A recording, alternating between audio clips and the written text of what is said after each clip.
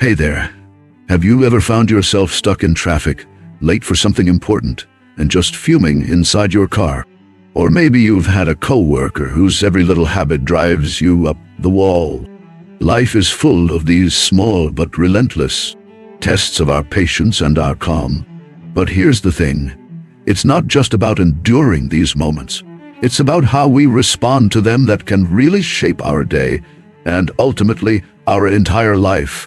Now, if you're someone who's looking to turn these daily frustrations into opportunities for personal growth, you're in the right place.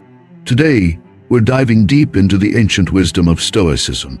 This philosophy isn't about just surviving these moments, but thriving in them. By the end of this video, you'll not only grasp why these principles have influenced some of the world's greatest minds for centuries, but you'll also have practical strategies you can apply right now to start living a more resilient, more fulfilling life. Let's start with a hard truth. Everyone gets angry. Everyone feels frustration. It's human nature. But here's where Stoicism steps in with its profound wisdom. It teaches us that while we can't always control what happens to us, we can control how we respond. Think about it. When something goes wrong or someone frustrates us, our first instinct might be to react with anger. But what if, instead, we paused? What if we considered this reaction? Stoicism encourages us to see these moments as opportunities to practice virtues like patience, understanding, and resilience. By acknowledging anger as a natural emotion, we set the stage for learning how to handle it more effectively. The Stoic philosophers, like Epictetus and Marcus Aurelius, often discuss the concept of not being swayed by external events, but focusing on our internal responses. They believe that our emotions, including anger, come from our judgments about events, not the events themselves. So when we feel angry, it's often because we're placing a particular value or judgment on what's happened. This understanding opens up a powerful opportunity for us. Each time we feel anger rising, we can ask ourselves, what judgment am I making about this situation? Is there another way to view it? This isn't about suppressing or denying your anger. It's about understanding it. Here's a real-life example. You're cut off in traffic, and you feel that familiar surge of irritation. Recognize this as a chance to examine why you react this way. Is it really the action of the other driver? Or is it your belief that your route should be obstacle-free? By getting to the root of what triggers our anger, we can start to change our responses.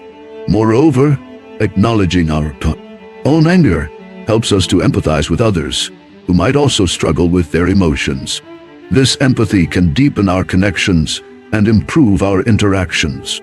It's about compassion, both for ourselves and for others, as we navigate the complexities of human emotions.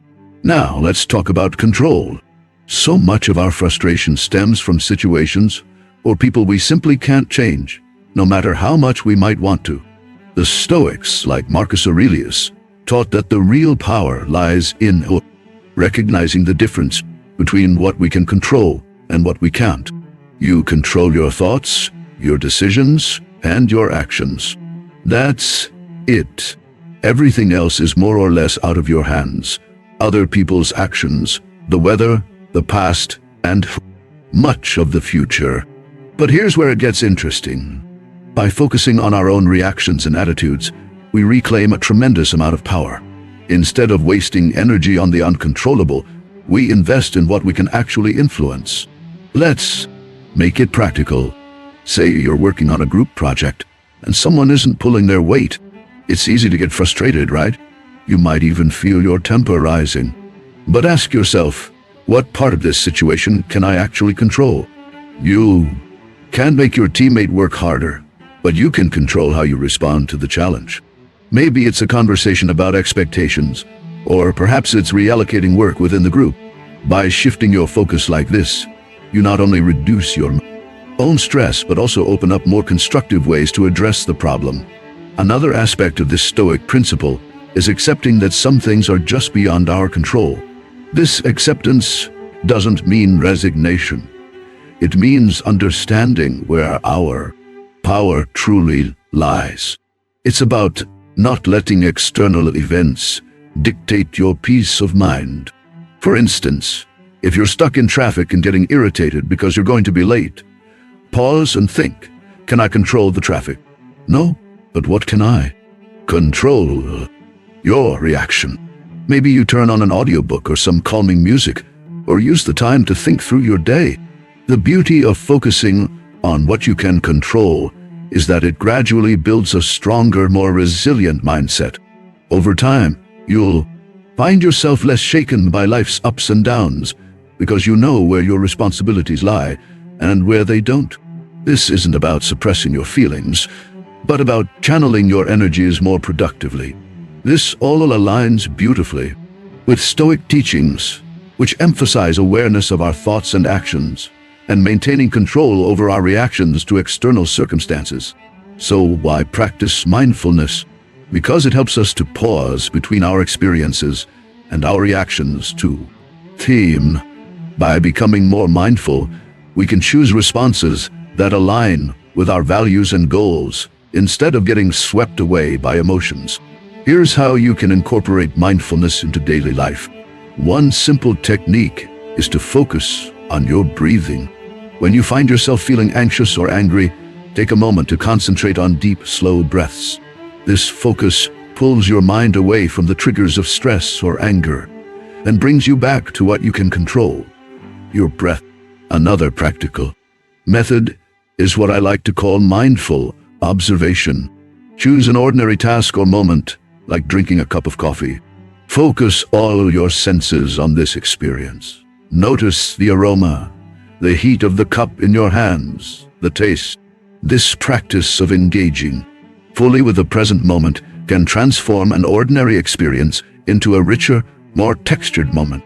What's fascinating about this is that it trains your brain to apply the same level of awareness to more challenging situations. When anger or frustration arises, you'll be better equipped to handle it with the same focus and calm. Now, let's wrap this up with a call to action. If you found value in this exploration of Stoicism, consider this your moment to take control.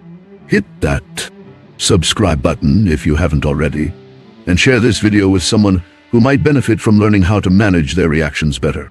Let's continue this journey together, not just learning, but transforming our lives for the better. Remember, every step towards mastering your emotions is a step towards a more peaceful life. Thanks for joining me today, and let's keep pushing forward together.